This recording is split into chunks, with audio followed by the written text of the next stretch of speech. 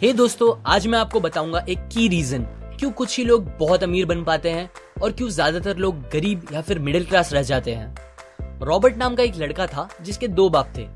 अब आप कुछ गलत मत समझिए, पहला उसका खुद का था पर दूसरा उसके दोस्त का बाप था जिसे वो अपना मुंह बोला बाप मानता था। पहले वाले ने पीएचडी की थी पर दूसरे ने कभी 8th भी पास नहीं की थी। दोनों बहुत ही स्मार्ट और हार्डवर्किंग थे पर दोनों की सोच बहुत ही अलग थी और दोनों रॉबर्ट को अलग अलग बातें सिखाते थे। पहला बाप बोलता था कि पैसा सारे फसाद की जड़ है, पर दूसरा बोलता था कि पैसा ना होना सारे फसाद की जड़ है। पहला रॉबर्ट को हमेशा महंगी चीजों के बारे में सोचने से मना करता था और कहता था कि वो हमारी हैसियत के बाहर है।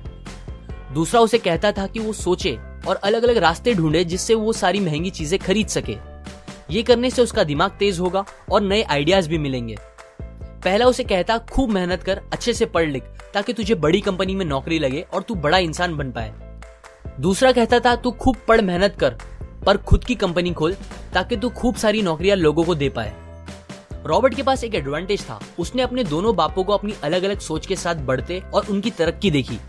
उसने अपना दिमाग लगाया और अपने दूसरे बाप की बातें मानी और फॉलो की, जो कि बाद में मायामी फ्लोरिडा का सबसे अमीर इंसान बना और उसकी सिखाई बातों से उसने खुद करोड़ों कमाए, जबकि उसका पहला बाप जिंदगी भर गरीब रह गया। सबसे इंपॉर्टेंट बातों में से एक बात जो रॉबर्ट ने अपने अमीर बाप से सीखी वो थी फाइनेंशियल लिटरेसी, जिसका मतलब है एसेट्स और लायबिलिटीज के बीच का डिफरेंस जानना।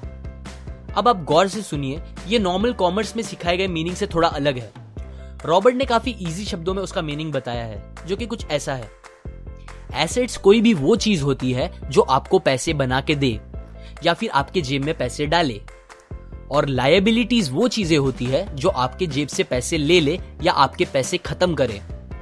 अमीर लोग इसीलिए अमीर होते हैं बिकॉज वो अपने एसेट्स बनाते हैं, जबकि मिडिल क्लास लोग बस लायबिलिटीज पे खर्च करते हैं।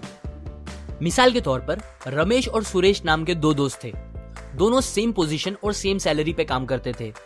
जब भी उन्हें सैलरी मिलती, रमेश अपनी सैलरी से नए कपड़े, नए गैजेट्स, नया फोन, बाइक या कार ऐसी चीजें खरीदता था जो उसे अमीर जैसा फील कराती थी। पर वो ये नहीं समझता था कि ये सारी चीजें लायबिलिटीज है जो उसके पैसे उससे ले रही है, ना कि बस जब वो उन्हें खरीदता है तब, बल्कि आगे भी मेंटेनेंस वगैरह के लिए, जिसकी वैल्यू वक्त के साथ कम हो जाएगी और ना ही वो उससे आगे कुछ पैसों का प्रॉफिट देगी। बट सुरेश ऐसा नहीं था। वो ये सारी चीजें नहीं खरीदता था जब तक कि उसके लिए बहुत जरूरी ना हो वो चीज खरीदना।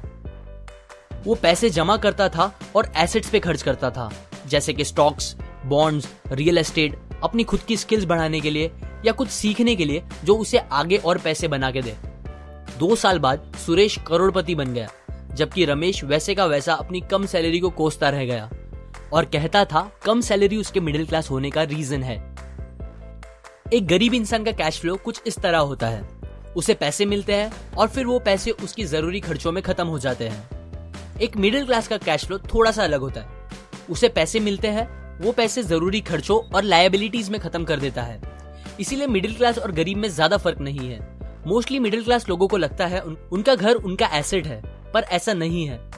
आपका घर आपको पैसे बना के नहीं देता अनलेस आप उसको भाड़े पे दो, जबकि अमीर लोगों का कैश फ्लो ऐसा होता है। उन्हें पैसे मिलते हैं, वो उस पैसों से अपने एसेट्स बनाते हैं पहले और फिर उससे बने पैसों से खर्चा करते हैं। इसीलिए वो अमीर होते जाते हैं क्योंकि उनके इनकम के सोर्स बढ़ते जाते हैं। अगर आपको अमीर बनना है तो ये बात याद रखिए अच्छे से। इस बात से फर्क नहीं पड़ता कि आप कितना कमा रहे हैं, बल्कि आप उन पैसों को कैसे और कहां खर्च कर रहे हैं, ये इंपॉर्टेंट है। आपको कंज्यूमर की सोच से बाहर आकर इन्वेस्टर की सोच अपनानी पड़ेगी। लोग कंप्लेन करते हैं उनकी खराब कंडीशन का रीजन उनकी कम सैलरी है, और सैलरी बढ़ेगी तो वो आराम से रहेंगे। पर प्रॉब्लम ये है कि इनकम बढ़ने के बाद लोगों के खर्चे ज्यादा बढ़ जाते हैं, क्योंकि ज्यादा पैसे ज्यादा अच्छी चीजें खरीदने पे मजबूर करता है, जैसे कि एक बेहतर फोन, कार, घर, जो कि सब फिर से बस लायबिलिटीज है जो आपको कभी अमीर बनने नहीं देगी। ये बातें मैंने रॉबर्ट कियोसाकी की book rich dad poor dad से पढ़ी है, जो वो पहली बुक थी जिसने मेरी सोच चेंज की और बेहतर बनाई। अगर आपको ये बातें अच्छी लगी तो लाइक करें।